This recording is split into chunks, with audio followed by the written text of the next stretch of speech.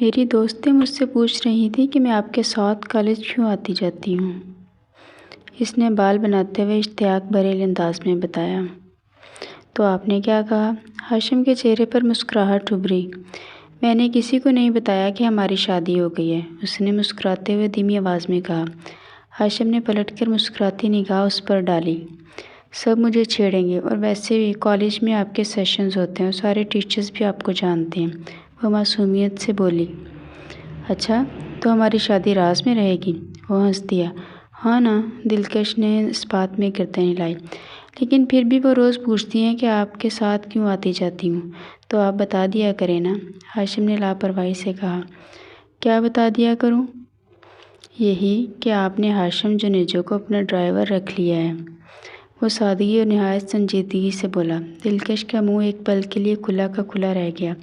وہ پلٹ کر خفگی سے اسے دیکھنے لگی۔ ہاشم اس کے چہرے کو دیکھ کر بے اختیار ہنس دیا۔